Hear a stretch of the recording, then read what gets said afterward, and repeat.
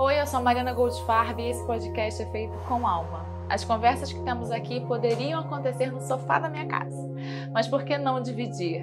Para mim, conversas são aulas, então desejo que a gente possa expandir juntos. Vamos?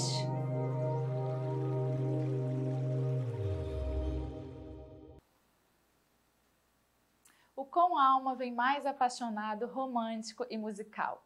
Sabe quando estamos sofrendo de amor ou acabamos de entrar em uma relação vendo todo aquele fogo da paixão? Ou então, em uma fossa que tudo que a gente quer é tomar sorvete e ouvir alguma música que traduz o nosso sentimento? Quem nunca, né? Pois a nossa convidada de hoje não só entende muito bem esse sentimento, como acalenta os nossos corações com a sua voz belíssima. E passa por todas essas questões do coração sendo uma mulher trans, o que por conta do preconceito e estereótipo, muitas vezes até dentro do ambiente familiar, pode ser ainda mais difícil. Para falar de tudo isso com a gente, chamamos a cantora, compositora, talentosíssima, Açucena. Consegui! Lola! Vem, amor. Gente, Açucena, queria te agradecer primeiramente por estar aqui hoje. A gente está falando sobre relacionamento. A gente já está falando um monte antes da gente começar a gravar. Aqui porque eu sou muito romântica. Eu sou uma cantora romântica. Você é? Essa tradição. Eu sou uma cantora muito romântica, né? Eu sou romântica desde sempre. Minha família ouvia Roberto Carlos em casa, Gal Costa. Ai, e eu cresci aos pés da vitrola. E quando eu me identifico como uma pessoa trans, uma mulher trans, a afetividade nos é muito cara. Primeiro porque 90% das mulheres trans vão para a prostituição de forma compulsória. Então a gente está falando de uma população onde a afetividade, como você bem começou, dentro da família pode ser um problema. E para a sociedade, você não tem a mulher trans ou o homem trans também como um corpo possível de ser amado. Óbvio que que o amor nos pertence, e no nosso caso o amor ele ganha uma conotação política, muito mais do que um sonho de vida, eu tenho isso de reivindicar o amor. Eu quero ser amada, isso é um direito meu ser amada. Porque deveria ser comum, mas a gente está falando, como eu disse, uma população de 90% que é expulsa de casa aos 12, 13, 15 anos. Então a prostituição é um lugar de sobrevivência, por isso que a maioria dessas meninas vão à prostituição. Eu tive o privilégio de ter uma família que me amparou. Te deu suporte. Me deu suporte. Meu pai ficou sem falar comigo durante uns 2, 3 anos, foi muito difícil. Mas eu tive uma avó muito presente, uma irmã muito presente. Apesar da minha família, da minha mãe e da minha avó morarem na Bahia, eu morava com minha irmã também. Então, minha irmã, ela me maquiava. Tive minhas amigas da faculdade que, quando eu transicionei, trouxeram as minhas primeiras lingeries. Ai, que tudo! Então, eu tive uma rede de afeto. E a universidade foi muito importante para mim. Total. Porque a universidade me deu repertório. Eu lembro, Mariana, que quando eu entrei na faculdade, eu sempre fui muito feminina. Muito alma mesmo, estava dentro da minha alma. E aí uma amiga falou, mas você não é gay? Eu falei, não, amiga, eu não sou gay. Não sou gay. Mas não sou. Eu lembro quando eu vi a palavra mulher trans pela primeira vez, eu acho que tinha uns 21 anos de idade, chegou a brilhar meu olho, assim. Eu falei, é aí que eu me reconheço. É aí que eu me reconheço. Então a gente não tá falando de rótulo, porque as pessoas, eu não quero me rotular. Não é sobre rótulo, é sobre contorno. Identificação. É sobre identidade, justamente. Eu me identifico com a palavra que me veste. E quando você acha aquilo que te veste, aquilo que te traduz, que te atravessa de forma tão profunda, que você se entende, é muito especial, porque eu não seria a artista que eu sou hoje se eu não tivesse me reconhecido enquanto eu sou. Se a Açucena não tivesse desabrochado como uma planta mesmo, como uma flor que nasce de sua raiz, de sua terra. E eu me redescubro, né? Porque... E aí voltando, né? Sou geminiana louca, dá aquela volta. Eu acho, Mara, tá tudo certo. É que você pode fazer o que você quiser. E foi na faculdade também a primeira vez que eu conto pra pessoa, pro menino que eu tava apaixonada, que entra assim, que um delícia segredo. sentir, se poder sentir, né? Um segredo, assim.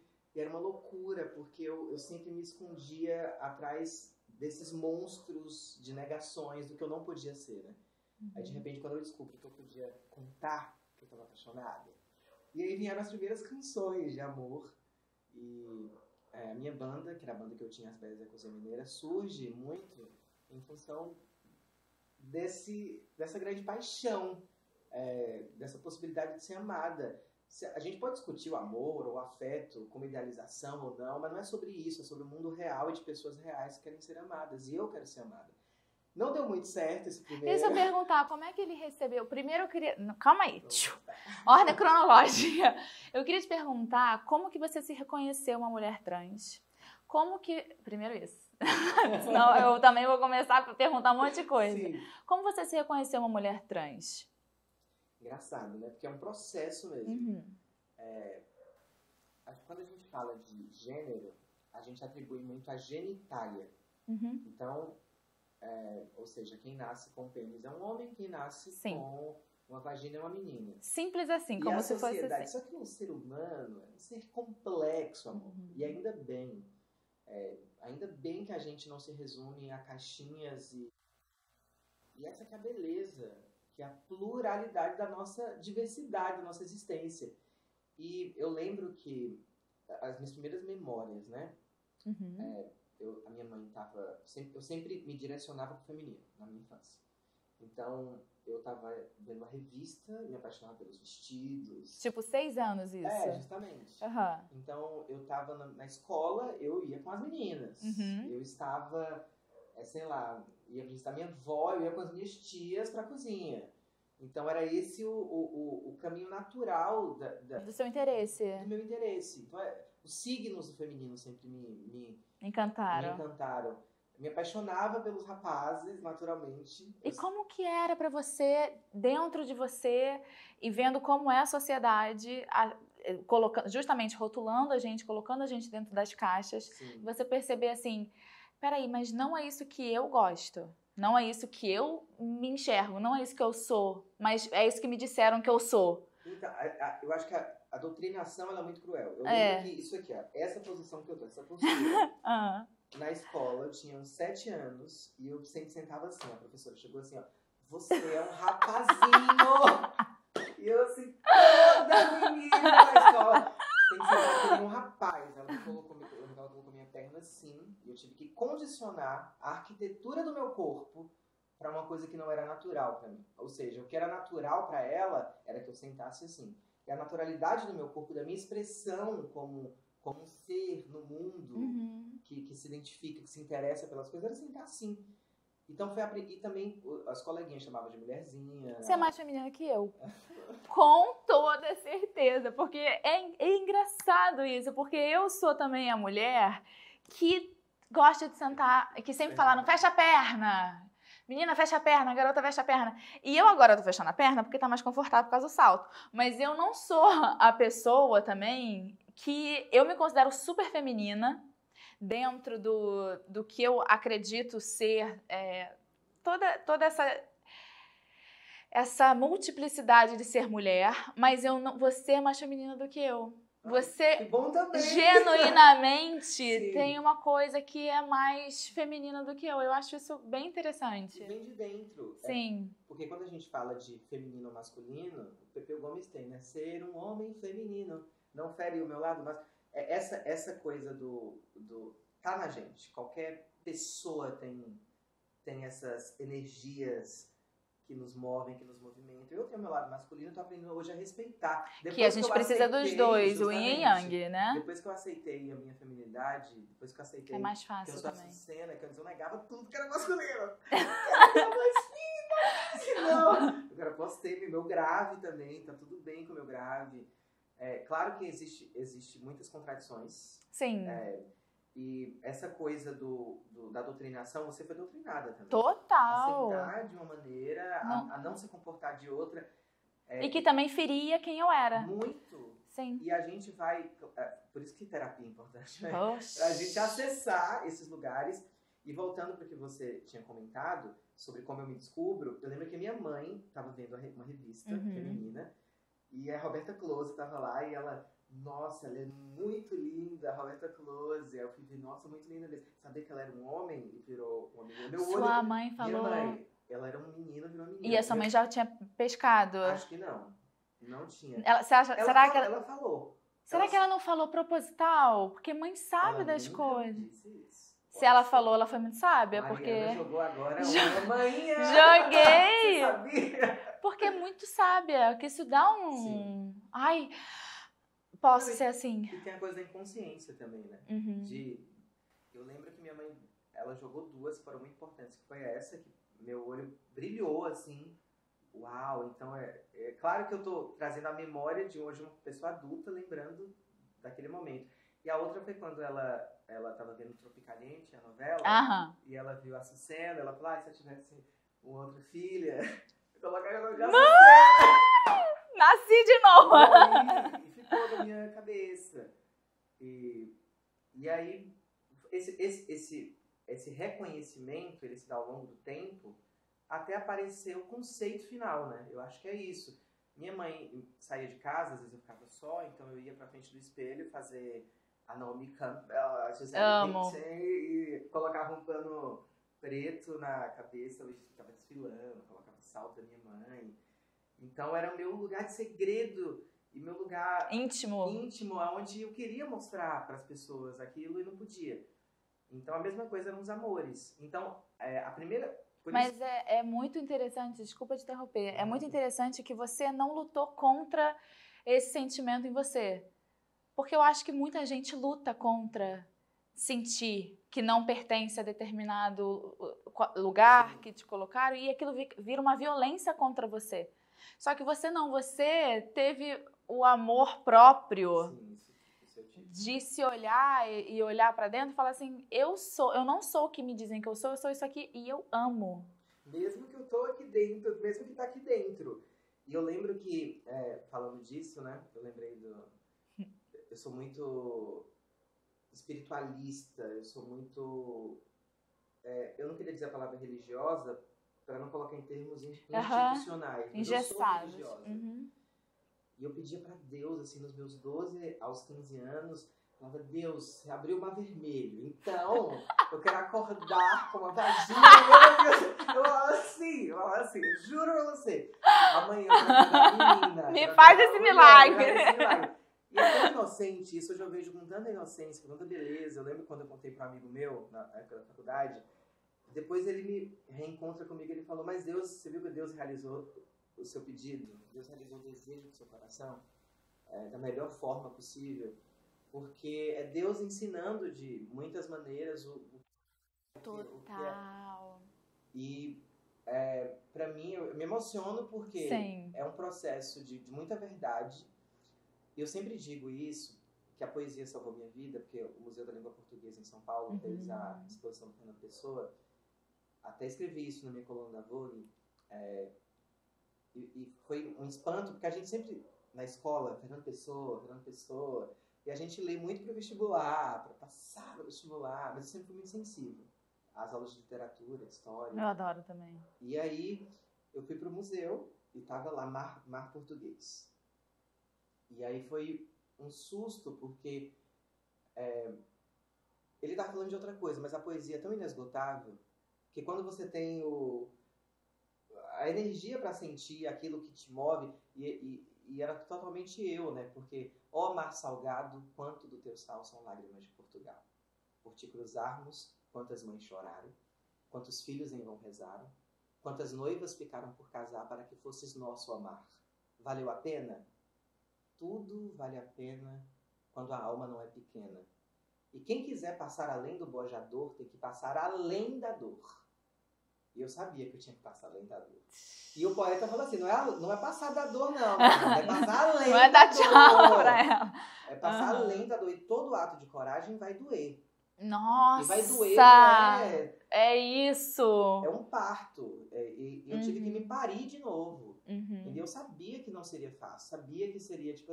Então a transição, ela é no mínimo 2 odisseias. Uma odisseia interna, que primeiro você vai ter que lutar contra monstros, contra titãs, atravessar tempestades, mares, para depois você externalizar quem você é. Então, a externalização, que é quando você revela seu nome, quando você se entende, é um dos momentos, eu acho que mais curtos, porque a Odisseia já aconteceu dentro de você. Uhum. Você já passou por ali por uma transformação interna tão profunda e de muita dor mesmo.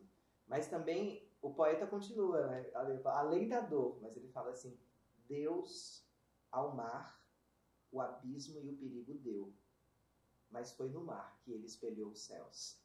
Imagina você conquistar o espelho dos céus, ou seja, eu poder ser o espelho dos céus, eu olhar para mim e me identificar com a minha liberdade, e me identificar com tudo aquilo que pode iluminar meu caminho, e com a leitura que eu vou ter do universo a respeito de mim. Por isso que mapa astral eu amo, essa ideia de mapa, porque é o universo no momento que você nasceu, tatuando as suas impressões, no momento que você nasceu. Foi você que tatuou, amor. Desculpa, você é todo mapa. Foi você que tatuou. Como que foi pra você? Cara, eu lembrei de várias coisas, assim. Uma das minhas frases favoritas, e era que eu queria implementar, de todos os atos, a coragem. Se eu pudesse escolher alguma coisa também, eu acho que ser corajosa mexe com tanta coisa, porque mexe no respeito que você tem consigo, nos seus princípios, nos seus valores e da força que você tem de colocar isso, de externalizar isso, não importa. Então, a coragem é uma coisa que também para mim veio tarde, embora assim, eu sempre tenha ouvido, nossa, Mariana é muito corajosa, Mariana, e eu ficava me perguntando, não, mas eu não sou. Porque quem é corajosa tem muito medo também. Muito medo, eu não sou corajosa, eu não consigo fazer isso, eu não me identifico como as pessoas me veem. E aí até que também aconteceu uma coisa muito forte na minha vida, onde era um momento, eu acho que na sua também já deve ter acontecido, que é o clímax, que tipo é o divisor de águas. A partir dessa decisão, a sua vida vai para um lado ou vai para o outro. Que nem você teve, e eu também tive. E aí é só aquele, sabe, confiar no processo, confiar no que você acredita. E para mim, coragem foi uma das coisas que eu tô conquistando, que eu já conquistei, que estão me levando para lugares, os melhores lugares, que é o meu lugar. Nossa, você diz uma coisa perfeita. A palavra coragem é uma coisa que me toca, por quê? Porque a gente precisou ser muito corajosa para estar onde a gente está agora, para ser quem a gente é. Uhum. E eu lembro que eu escrevi, que eu estava escrevendo um livro, né? Que há de haver, assim, tanta coragem, tanta força fundida de dentro para conceber-se no mundo sem o colo necessário para se criar. Nossa, é lindo! Porque, assim, quando você nasce, é a história de uma... Dando um spoiler aqui super, que eu nem sei quando eu vou lançar, mas eu queria contar a história de uma mulher trans, e a partir desse lugar que nascer duas vezes, eu nasci duas vezes. Então, o primeiro nascimento e o segundo. Uhum. Então, nasci num parto adiado em 30 anos. Então, esse pai, essa seria a lindíssimo também! E aí, a coragem, Guimarães Rosa fala que viver é muito perigoso. E para se viver... Para viver tem que ter muita coragem. Muita. Então, coragem de entender a travessia do rio e entender que a vida não é o fim, enquanto que você acabou de dizer muito sabiamente. Não é a finalidade, é o processo. Entender que antes do fim tem que respeitar o processo. Eu tô aprendendo, acho que a maturidade vai trazendo isso pra gente. Vai. Mas a gente corre atrás. Corre. Não é só a maturidade que a gente vê as pessoas, às vezes, passando pela vida, e é uma coisa que mais sinto tristeza. A vida passa e a pessoa tá a passeio, no sentido de que a vida... E a pessoa não foi o que ela poderia ser, o que ela poderia evoluir. Então, o que me dá muita tristeza é ver, às vezes, pessoas que passam uma vida inteira sendo exatamente iguais. A mesma coisa. Sem fazer essa metamorfose. Nossa, você falou... O Museu do Iguaçu, o segundo poema, que era uma parte de tabacaria, que vai falar assim, nossa, totalmente o que você está falando. Conheceram-me logo por quem não era, e não desmenti. Acreditei. E aí fui colocar o dominó, e quando fui querer tirar o dominó, já nem sabia tirá-lo de mim. Fui me olhar no espelho e queria tirar a máscara. Mas a máscara já estava pegada à cara. E quando eu consegui tirar a máscara, eu já tinha envelhecido. E eu era como um cão tolerado pela gerência por ser inofensivo. Puta! Olha isso! Fernando Pessoa, cara. Aí eu falei assim, eu não quero eu não quero isso, não. Porque conheceram-me logo pelo que eu não era e não desmenti, acreditei. E aí você aceita um papel pela negação. Você constrói um muro de não se você acredita que é aquilo. Não, você foi muito. E principalmente também porque o que você tinha falado, mulheres trans são muito objetificadas. Muito. Fazendo um paralelo, mulher é muito objetificada. Totalmente. Então, eu acho que nesse lugar eu também vejo uma potência, uma força muito grande de romper esses padrões e também de falar sobre isso. Que é isso, eu também mereço ser amada. Muito. Então, assim, e eu falo de um lugar de total conhecimento, de privilégio. Sou branca, dentro daquela classe, dentro daquela bolha, sou considerada uma mulher bonita, mas eu sou objetificada. Sabe por que é isso? Porque você é mulher. Exato. E ser mulher, você tá num grupo que é oprimido socialmente, historicamente. E tem uma coisa muito interessante que a gente precisa começar a discutir contradições. Uhum. A gente simplesmente coloca algumas coisas assim nessas divisões. O privilégio ele tem que ser reconhecido, mas isso não te salva de muitas coisas. Não. Inclusive, eu não tenho ideia do que é ser você. Porque assim, eu tava conversando com algumas amigas até hoje. Eu falei assim, gente, o problema não é a Gisele Bündchen ser bonita. Ela é bonita. A Mariana Goldfarb é bonita. É muito bonita. O problema é sua beleza ser o padrão e desconsiderar todas as outras belezas. E quando a gente fala isso, o lugar que você precisa apresentar como uma mulher padrão de beleza é de uma crueldade. Ai, fico suando. Porque, é de uma crueldade, porque exige... Enfim, primeiro que você acham que... A mulher padrão de beleza, ela é colocada até como um bibelô que muitos homens querem conquistar para ser esse lugar. Não que a mulher seja isso, né? Nós não somos isso. As mulheres padrões de beleza não são isso. As mulheres trans não são objetos sexuais. Mas os lugares que nos colocam. Que nos colocam são esses. Então, eu lembro, esse dia saiu um estilista, o filho de um estilista super famoso, que apresentou a mulher dele, tipo assim, lindíssima, mas ela tava, tipo, coberta, e ele tirou pra apresentar como se fosse um carro novo que ele ganhou do pai. Uma coisa horrível, eu falei assim, meu Deus! E assim, aí me perguntaram, mas e a mulher? Por que ela se colocou nesse papel? Eu falei, é contraditório. Primeiro que você tá falando que a gente não sabe da vida dela, a gente não sabe da história dela, a gente não sabe quantas mulheres tiveram que se colocar num papel de subserviência. Tem que ter muita coragem pra romper esse lugar. Esquece, é o que a gente tava falando. É mais, a gente, às vezes não foi dado nem opção. É que nem pra mulher trans. Eu imagino como que pra você não tem que se provar muito mais. Você tem que ser tão... Cara, você tem que saber como você fala, você tem que ser muito culta, você tem que ser muito inteligente, você tem que fazer milhões de cursos, você tem que acumular uma bagagem enorme pra você ser levado um pouquinho mais a sério. Não basta ser inteligente, não basta dominar o assunto. Tem que parecer também. Você tem que parecer.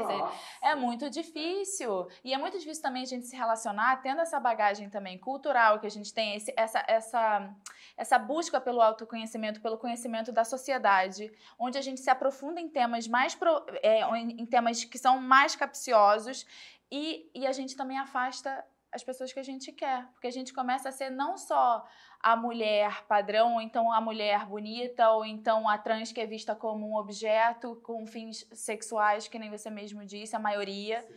A gente começa a trazer o que a gente tem dentro. E aí a gente começa a ser, cara, essa pessoa vai dar trabalho, eu não quero. Vai dar trabalho. Eu não quero me relacionar com essa pessoa, é muito difícil me relacionar com essa pessoa. Ela não é só o que eu achava que ela era. Imagina que muitas dores saem da gente. Muitas dores, elas eclodem na gente mesmo. Porque, não por exemplo, óbvio, eu estou tentando pensar aqui. Fica à vontade. Para estabelecer. Quando a gente fala de contradição, eu não estou isenta de ser escrota. Nem eu. Por eu ser trans. Eu não estou isenta de ser difícil no sentido de ser sacana, de ser... porque eu também sou gente. Uhum. Porque eu também... É como se... às vezes falam, né? Mas ela não é uma mulher trans? Não tô falando de mim, né? Mas ela não é negra, mas ela não é indígena, mas ela... É como se o privilégio das mazelas da humanidade só fossem dos homens brancos cisgêneros e a gente não pudesse errar, Ai, obrigada. A gente não pudesse... A Carol Conká foi um exemplo, por exemplo. Uhum. É um exemplo interessante. Aonde, por exemplo, eu odiei a Carol Conká, embora conheça ela, gosto muito dela, sou fã da Carol Conká, e a gente odiou a forma que ela se comportou, e ela errou mesmo. O que não quer dizer que a Carol Conká não seja uma pessoa passível de transformação, de mudança, de reconhecimento, ou seja, as contradições, elas são inerentes a nossa existência. Por isso que Jesus, na sua imensa sabedoria, vai falar o quê? Vai lá, atira a primeira pedra. Você não é algunzão? Você não é algunzão? Isso é muito sábio, porque é importante humanizar as nossas dores, humanizar as nossas mazelas mesmo, o que a gente tem de pior. É que a gente não é perfeito, cacete, é que a gente vai errar, justamente. Entendeu? Agora, é que nem você pega o homem que trai, a mulher que trai. No Brasil, a gente vê a discrepância que existe entre, entendeu? Mas é o mesmo ato. E a argumentação é, assim, escrotíssima. É surreal. E isso não é um salvo-conduto para que a traição exista. Isso não é em defesa da traição e da mulher. Não, é a defesa do direito que a mulher tem de ter o mesmo julgamento. Comportamento. E agora você falou, você se considera uma mulher negra. Não, eu não me considero. Você não se considera uma mulher negra? Não, por quê? Claro que eu tenho uma ascendência indígena também, tenho uma ascendência do norte da África, judaica. Então, eu amei isso. A minha ascendência negra, ela é da parte da minha avó, junto com a indígena, minha avó paterna. Inclusive, vou fazer um show, tô preparando um show, 50 anos do disco da Gal Índia. Lindo. Hoje eu até problematizo um pouco o conceito de Índia, né, que hoje já é um conceito que é problematizado, questionado. Os indígenas se autodeclaram indígenas, porque Índia vem muito do olhar do português, do homem branco. Nossa, que também é um erro. O descobrimento do Brasil. Que descobrimento é esse? Que já tinha gente aqui há muito tempo. E eu acho que eu me considero uma pessoa não branca no Brasil. Eu me considero... embora eu reconheça que os meus privilégios, por eu não ter uma pele escura ou retinta, eu compreendo muito bem isso. Certo. Essa diferença... E também entendo que eu não sou branca, porque eu também entendo quais os privilégios que eu não tenho por não ser uma mulher padrão de pele clara, padrão de beleza, e reconheço isso. Mas enfim, eu sou uma brasileira, né? Essa mistura que é maravilhosa. E uma das maiores delícias, eu sou judia de ascendência marroquina, do norte da África, Sefaradi também um pouco, que são judeus de Portugal e Espanha. E hoje eu tenho uma relação muito, muito forte com a comunidade judaica, principalmente paulista, aqui no Rio. Que legal! Eu construí, junto com Guilherme Tasmanic, Michele Gruck, Vini Yakov, o primeiro grupo de estudos judaicos da Congregação Israelita Paulista, LGBTs, estudos com a participação de rabinos, de profissionais, para falar sobre identidade de gênero, de sexualidade, à luz dos textos históricos da Torá. Isso a gente sentiu porque... Você sentiu muito preconceito dentro da comunidade judaica? Muito, mas por quê? Porque os judeus progressistas saíram e ficaram... Quem ocupou os espaços de poder das comunidades judaicas, principalmente, foram os mais conservadores. Tem gente progressista também, mas a maioria é conservadora. Então, quando os progressistas eles abdicam de estar nos espaços, porque esse espaço pode ser preconceituoso para mim... Quando essas pessoas saem, o espaço sobra para quem? Para quem é conservador. Claro, gente, tem muita gente linda que continuou, que tentou, mas essas pessoas não fazem sozinhas. E a gente percebeu que a gente precisava ocupar esses espaços. Os judeus LGBT são judeus, não tem para onde a gente correr, você pode dizer o que for, a gente é. Então, assim, quando o ex-presidente entra na Hebraica Rio de Janeiro... e fala aquelas atrocidades racistas, misóginas. Eu lembro que o Emicida até disse que ele desrespeita a própria memória dos judeus do Holocausto, quando ele faz isso. E é muito importante a gente entender que o povo judeu ele é tão diverso quanto o brasileiro é diverso. Então a gente é plural, tem judeus de direita, tem judeus de esquerda, tem judeus de extrema esquerda, Ou seja, não é só o Silvio Santos que é judeu, assim como Karl Marx é judeu também, assim como capitalistas e comunistas são judeus. Assim, o povo judeu é um povo tão diverso, assim como existem judeus LGBTs. Vai ter judeu que não é praticante, que vai ser candomblessista. E sim, judaísmo não é só religião, judaísmo também é cultura, faz parte de uma herança étnica. Há diversas maneiras de você se identificar com o judaísmo. E a minha maneira sempre foi muito cultural e religiosa. Você é super praticante. Familiar. Eu não diria super ortodoxa. Não, eu diria, porque eu dou muitos deslizes na kashrut, que é a lei da alimentação judaica. É muito difícil. Mas, assim, eu sou uma pessoa que me conecto muito com Deus. Com a filosofia com a fé, do judaísmo. Com a filosofia, super. Eu fiz uma viagem recente e eu tive a oportunidade de conhecer a Polônia. A minha família, parte de pai, vem de Varsóvia. E eu lembro que eu estava lá, era o lugar onde eu sentia o peso daquele lugar. Eu queria conhecer mais daquele lugar, eu queria saber de onde vinha a minha família, eu queria visitar os campos de concentração, mas eu não consegui ir a um museu. Eu não consegui abrir a porta para toda essa dor que já está dentro de mim, mas para eu senti-la. Então, assim, eu estava viajando por lá e aí meu amigo falou, vai ter um show da Beyoncé na Polônia. Vamos! Polônia, a Beyoncé é indiscutível a rainha, né? Rainha, a gente ama. Mas assim, eu não fui para a Polônia, eu não fui para Varsóvia por causa do show da Beyoncé. Eu queria me conectar, eu queria agradecer a minha existência. E na praça, eu lembro que estava um silêncio assim. Você não ouvia as pessoas, elas não... Por mais que tivesse a atmosfera do show acontecendo, na praça, que foi totalmente reconstruída, porque Varsóvia foi 90% destruída, era um silêncio, assim, muito incomodava. Era uma coisa pesada. E eu só falava assim... mentalmente, eu ficava, cara, obrigada, eu vou honrar, eu vou ter coragem de fazer, eu vou ter coragem de honrar tudo que veio antes de mim. E eu acho que falar sobre a nossa ancestralidade, falar sobre as nossas raízes, com orgulho, é muito lindo. Então, obrigada.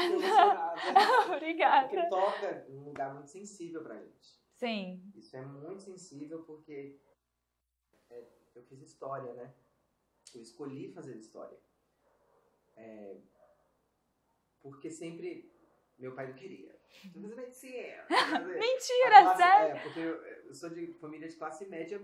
As famílias de classe média querem ascender socialmente através da medicina, da engenharia. Direito. Direito, justamente. Eu fiz direito. Justamente.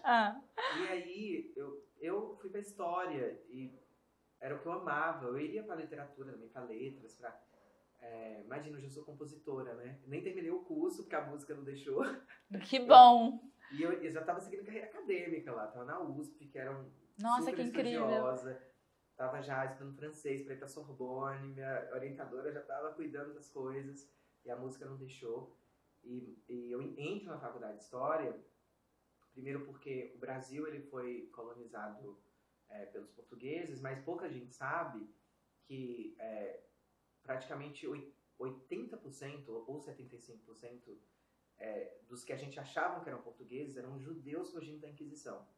Então, a Inquisição de Estado portuguesa e espanhola são inquisições de Estado. As únicas inquisições de Estado, as outras inquisições que a Joana d'Arc morreu, por exemplo, foram inquisições patrocinadas pela Igreja e pelo próprio Vaticano.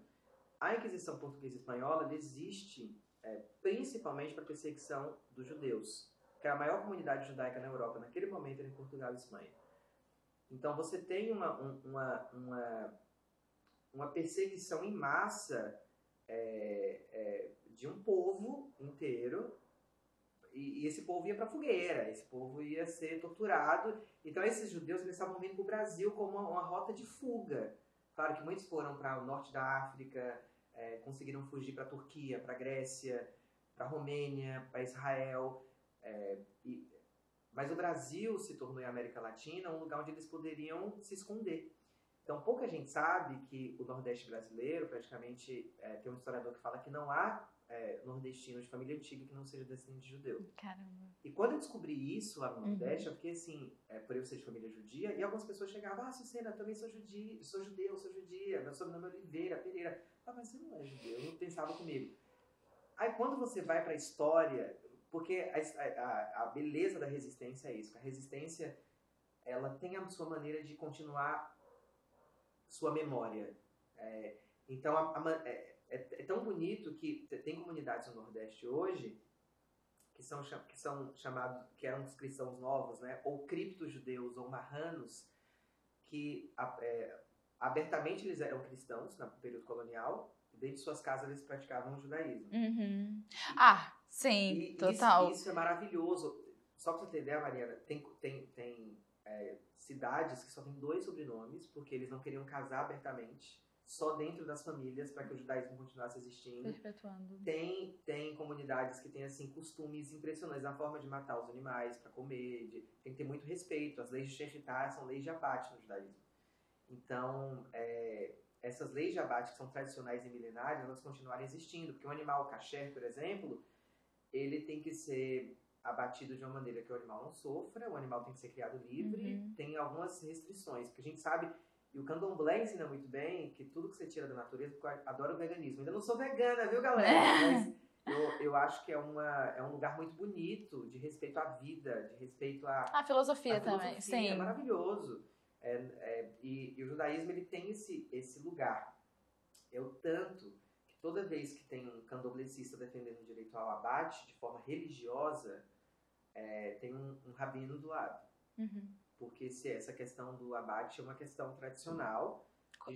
A gente está falando de abate de forma tradicional. Costumes e culturas sim. E não em larga escala.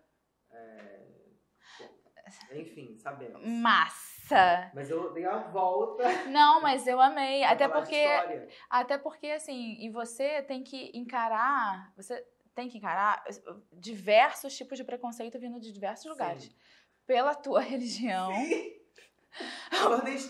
Nordestina, sim. Pela tua religião, por você também ser uma mulher trans. Eu ia até perguntar, você chegou a mudar de sexo? Você tem vontade de mudar de sexo? Como é que é essa questão pra você? E eu não esqueci de perguntar como foi pra você contar pro primeiro menino que você tá apaixonada por ele, que eu fiquei na cabeça. Sim. Eu queria saber também como é que foi pra você, como é que foi pra ele, como é que foi a sua primeira desilusão amorosa. Vou jogar. Só para terminar, história, a sua história me tocou muito, porque eu fui fazer faculdade de história por causa da questão judaica. Então é algo que meu pai fazia, já tinha a lista de Schindler em casa, de criança, assim, tive uma educação sobre a questão do Holocausto muito forte. E aí, vamos lá. A segunda pergunta era... Putz, grila. A segunda pergunta foi a afirmação, dizendo que você sofre preconceito por todos os lados, né? Por que as pessoas, elas são tão bitoladas em relação a judeu, à religião judaica?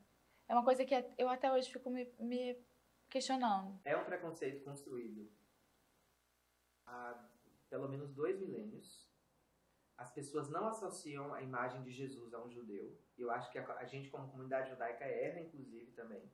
A gente precisa reivindicar a figura de Jesus Cristo como judeu, porque ele era judeu. Jesus não quis fundar uma religião. Jesus era apenas mais um judeu na Judéia, querendo pregar o amor, querendo pregar a Torá. Todos os seus discípulos eram judeus. Então é muito interessante que a gente entenda que o nascimento do cristianismo não nasce com Jesus, nasce depois com os apóstolos, com Paulo, com Pedro. E então eu acho muito importante para entender que quem mata Jesus é o Império Romano. É muito fácil você colocar a culpa nas vítimas, assim como mas querem dizer que pessoas pretas escravizavam pessoas pretas.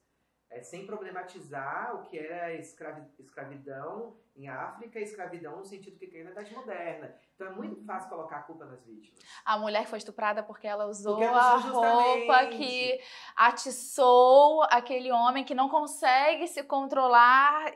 Justamente. Então a culpada é a mulher. Então é muito fácil colocar a culpa no judeu de ter matado Jesus. É muito melhor, é muito mais interessante. Não, o europeu não, foi o romano, foi o judeu. Então, fora a questão do Jewish money, né? Que a gente tá falando de uma população que sempre foi, por ela ser diaspórica, ser espalhada pelo mundo, os judeus tiveram que encontrar uma forma de ser respeitado. E a única forma de ser respeitado quando eles não eram aceitos eram pelo Jewish money, que é o que o Black money faz hoje, que é o que a gente chama de pink money, sobre os LGBTs querem fazer. Então, os judeus já tinham entendido, na Idade Média, por exemplo, não existe, quando surge a usura, que é relativa ao banco, o cristão não podia praticar o guardar o dinheiro, o emprestar o dinheiro. Tinha que dar tudo para a igreja. Então, e os judeus encontraram uma forma de... Isso eu posso, já que eu não posso ser bispa. Já que eu não Saving posso, money. justamente. Então, essa cultura de antissemitismo, ela é muito estrutural. Ela não foi construída ontem, não foi construída pela Alemanha nazista, não foi construída pela Inquisição Católica Espanhola. A gente está falando de um processo histórico de muitos estereótipos e caricaturas criadas a respeito do povo judeu. Por isso que a gente precisa reivindicar a imagem de Jesus. Total. Não falando para adorar Jesus, não, judeus. Calma, comunidade judaica. Não falando que Jesus é Mashiach ou não. O que eu estou querendo dizer é reivindicar a preciosidade de um filósofo, inclusive, da filosofia de Jesus, porque isso matou muita gente. Muito. Não entenderam Jesus, não entenderam. Então, e eu, como uma pessoa que amo as religiões, eu sou uma pessoa que amo as religiões. Eu também. Eu amo as espiritualidades. Eu também. E por eu ser uma pessoa trans, uma pessoa do mundo do arco-íris, como diz meu namorado, da gangue do arco-íris, a religiosidade sempre foi sequestrada da gente. Como se nós não pudéssemos participar de uma instituição religiosa, porque o pecado já mora em você. Então, eu sempre reivindiquei a minha religiosidade. Quando eu não podia ir na sinagoga, porque eu não sabia se eu ia ser bem aceito, eu fazia meu Shabat em casa.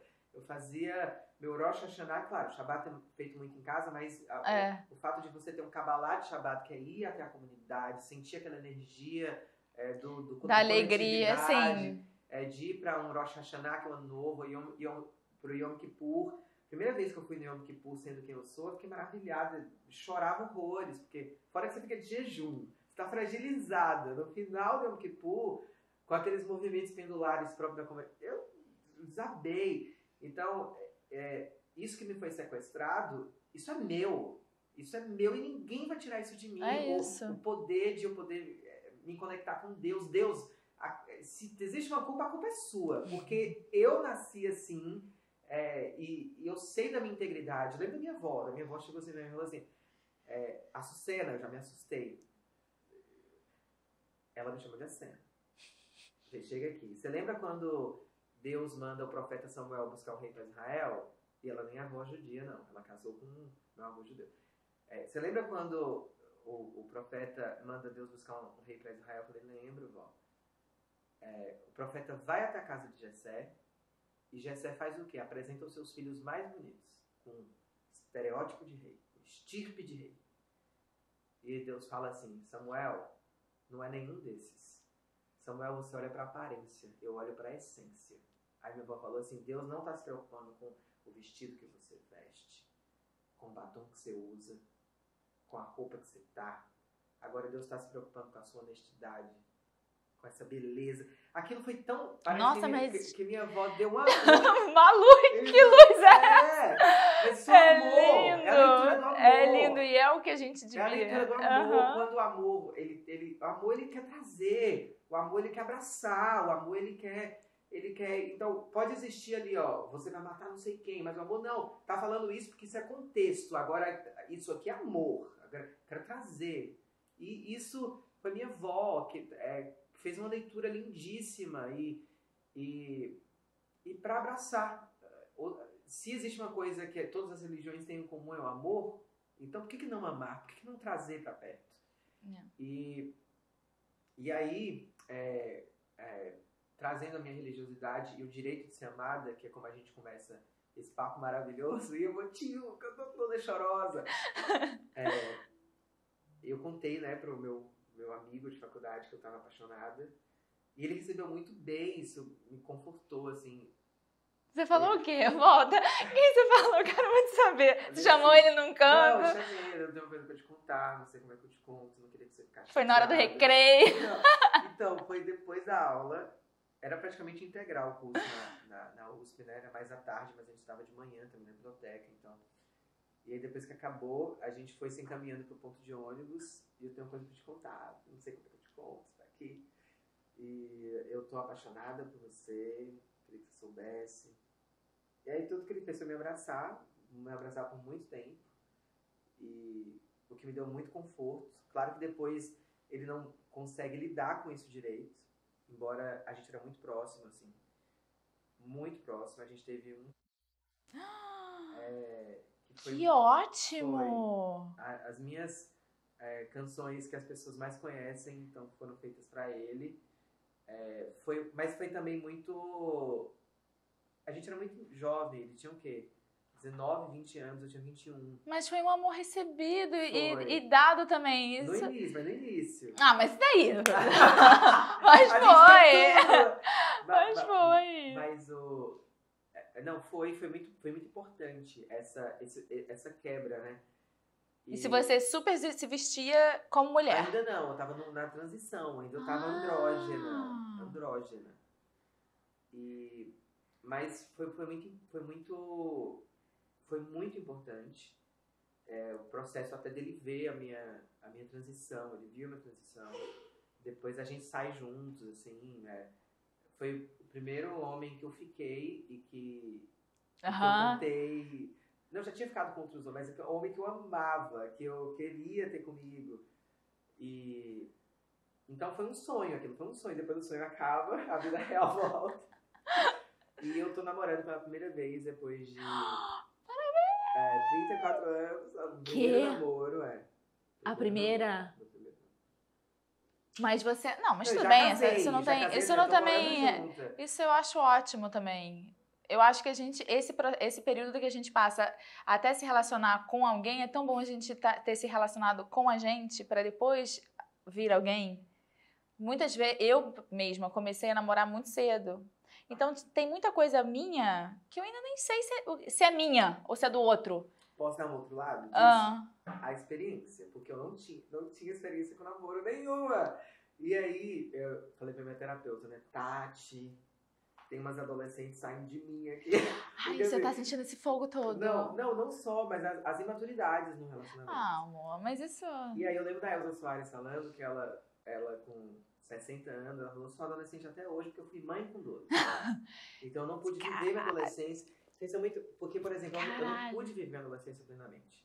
Como menina, como... Eu via minhas amigas apaixonadas, eu ficava assim, ai, tô apaixonada, eu posso contar. Então eu não podia namorar, eu tinha que esconder muita coisa. A gente tá rindo, mas isso é uma merda. Não, tipo, não era pra gente estar rindo. Eu tava rindo também, não era pra gente estar rindo. Mas eu queria contar, E aí quando chega agora, claro, eu peço paciência pro meu namorado.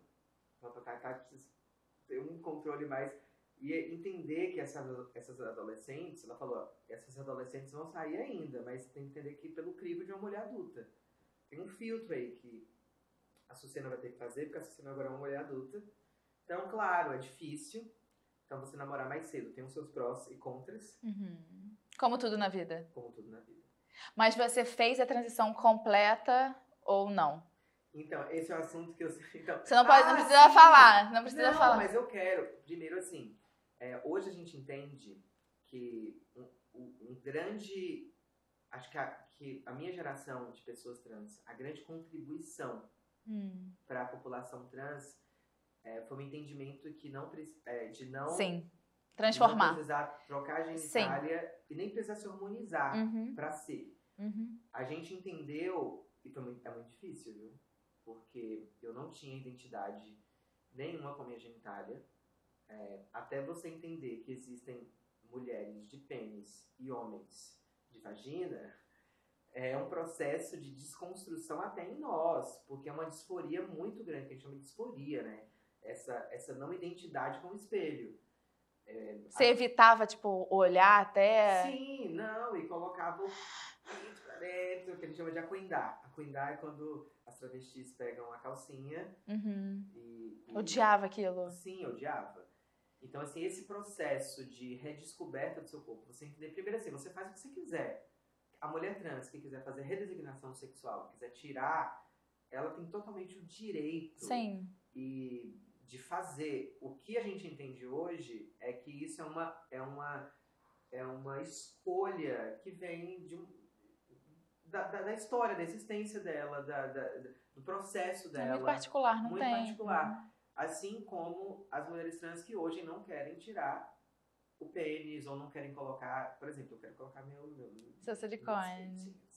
Eu quero fazer outras cirurgias, mas são coisas pequenas, de feminização, e isso, estou muito tranquila em relação a isso. Sei que eu não precisaria, mas eu quero, é o que eu quero. Sim, e você está no seu direito de fazer o que você quer. Justamente, assim como as mulheres cisgêneras não são questionadas, são também, não é que não são, mas são em outro lugar, se elas vão deixar de ser mais ou menos mulheres porque vão colocar silicone ou não. Então é sobre isso, eu não vou deixar de ser a Sucena ou de ser uma mulher trans porque eu fiz a redesignação sexual ou eu não fiz. Como é que você decidiu, já que você odiava, como é que você decidiu, por exemplo, você vai colocar o teu silicone, vai fazer outras coisas, como é que você decidiu que isso você não ia... O que te levou? É uma resposta difícil, porque assim, primeiro que eu me achava feia com saia, depois comecei a me achar bonita com saia.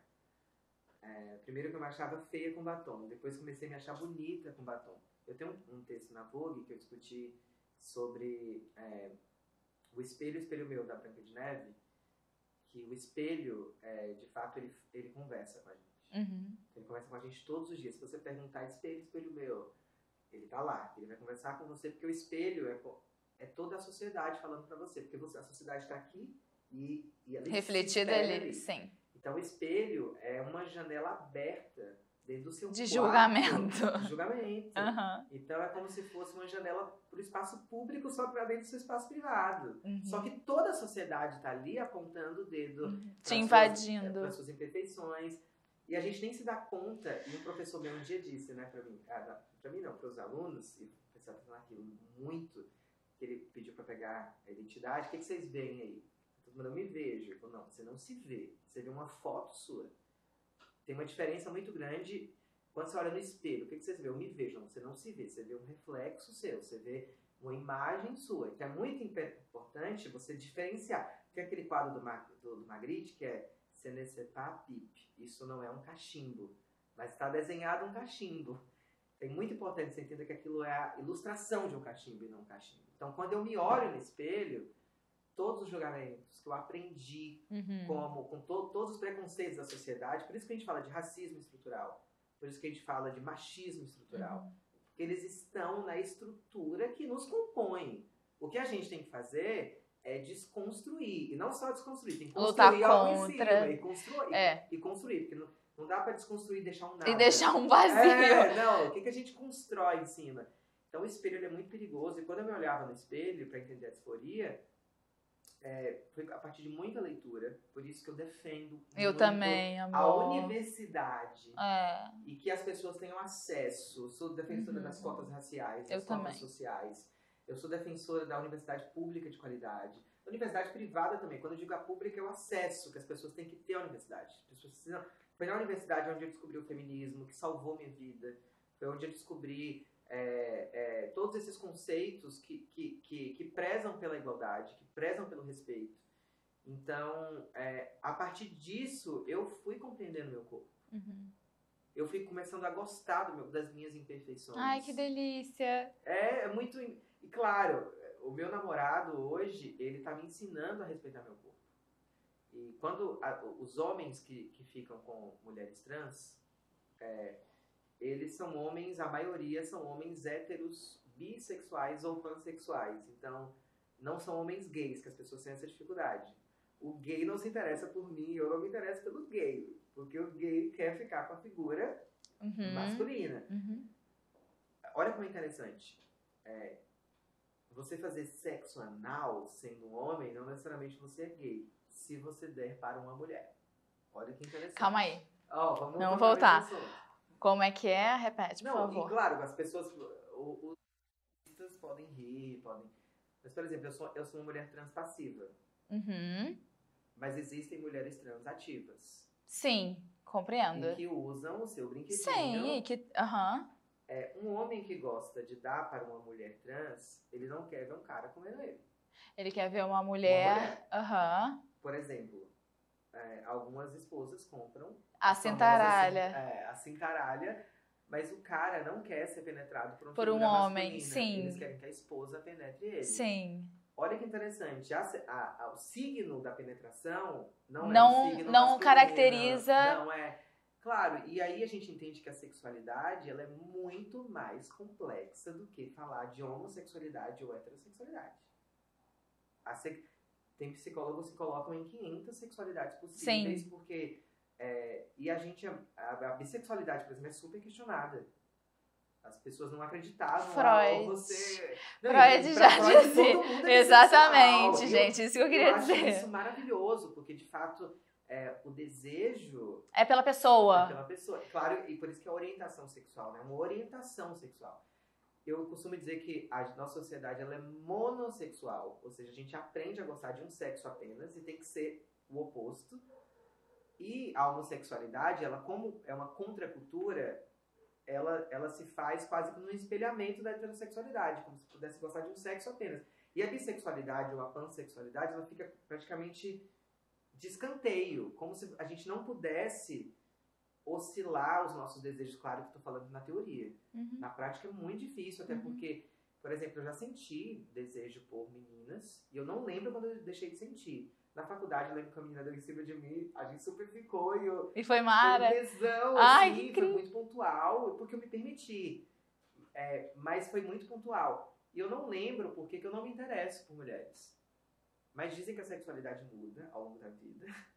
Isso é interessante e é importante ouvir. Não necessariamente você vai mudar radicalmente, não é disso. Quando eu digo que sexualidade muda, é que ela pode se expandir, os interesses se expandem. Então eu acho que o assunto de sexualidade é um assunto que me interessa, porque eu sou, na verdade, interessada por tudo que envolve isso. Não, eu gosto de tudo, eu gosto de religião, eu me interesso pelo conhecimento, na real. Sou uma pessoa que ama conhecimento e por isso que eu tô aqui. E qual é o nome desse teu namorado maravilhoso? Gabriel, então, obrigada, Gabriel, você tá ajudando, né, essa cena a gostar. Não, sério, se tem uma pessoa que te ajuda, te traz esse carinho pra você se sentir bem com você mesma, dentro de tantos relacionamentos tóxicos que a gente vê por aí, é muito... Não, me ajudou muito. E assim, ele foi muito sensível, principalmente porque todos os relacionamentos dele anteriores foram com mulheres cisgêneras. E ele sempre já ficou com mulheres trans, mas nesse lugar da hipersexualidade. Até que ele entendeu, tipo assim, não. Foi ficando adulto, né? Então foi pra ele foi difícil olhar pra mim e ter os papos que a gente teve, ter os encontros que a gente teve e ser só aquilo. Então, pra ele foi um processo também. Então, por isso que é estrutural. Quando a gente fala de estrutura, não é simples romper. Não é que seja simples, há muitas contradições dentro do processo, há muitos dilemas. Os dilemas de um casal que está numa relação entre cisgênero e trans é muito difícil. Primeiro porque envolve famílias, e é muito difícil lidar com a família quando você é uma mulher trans. Por exemplo, eu não quero conhecer a família dele ainda, porque para mim é muito difícil. Mas a família se mostra aberta? Ainda não. E a gente foi um assunto que a gente decidiu não trazer ainda. Não trazer ainda, porque eu sei que vai abalar muito a nossa relação e vai abalar a gente. Ele já me contou, a pessoa preconceituosa. E é uma coisa, por exemplo, esse dilema é um dilema que a gente está construindo em nós, como que essa abordagem vai se dar, porque não é simples. Mas eu falei, mas a minha família eu quero que você conheça inteira. Ele já começou, já fala comigo, sabe, com meu pai, com minha irmã, então é um passo de cada vez. Não é simples, cada pessoa tem o seu processo, tem gente que vai querer conhecer a família. Você ficou um tempão sem falar com seu pai, né? Fiquei. Por conta Do preconceito dele. Do preconceito dele. E aí o meu tio chegou assim pra ele, falou assim, ó, espero que você não seja o último a aplaudir sua filha. Aí deu uma... Eu vou ter que... A gente conversa, A gente né? fala. Graças a Deus. Bom... Ai, eu quero de Nossa, novo ela, que delícia maravilhosa! conversar com Puta você. que pariu! Rolou umas... Não, foi uma Mara! montanha-russa de Foi emoção Mara! Obrigada! Eu que agradeço pelo convite, pelo carinho. Cara, sério, esse episódio ficou muito incrível, porque eu acho que quanto mais a gente... Você tem muita coisa pra trazer, sabe? Eu aprendi muito aqui hoje. De maneira... Você foi muito carinhosa, eu te agradeço. Muito obrigada. Obrigada. Posso falar uma última coisa? Pode. Senão a Val, que é minha empresária, me mata. Pode. Vou lançar meu primeiro disco. Ó, só faz isso, fala ali pra eles, ó. Amores, do Com Alma. Eu vou lançar meu primeiro disco solo esse ano. Eu tô muito feliz, porque é difícil fazer arte, muito difícil, mas é muito maravilhoso. Eu espero que vocês escutem. A partir de outubro vai estar disponível em todas as plataformas de música. E é um disco que, inclusive, tem essa temática da transição, do afeto. Eu, como uma cantora romântica, não poderia ser um álbum não romântico. Tem outros temas também, mas tem muito amor envolvido, muito amor. Amei! Obrigada! Amei. Gente, hoje foi... Eu, assim, não tenho palavras para agradecer a Açucena. Eu aprendi demais. Foi uma aula de história, de filosofia, mas principalmente de amor, de respeito, de cuidado. Então, eu queria te agradecer por ter vindo aqui e ter dado ter trazido toda essa beleza, todo esse talento pra gente e ter simplificado o amor. Obrigada, Açucena. Eu amei. Demais, Obrigada. Viu? Conte comigo. Amei.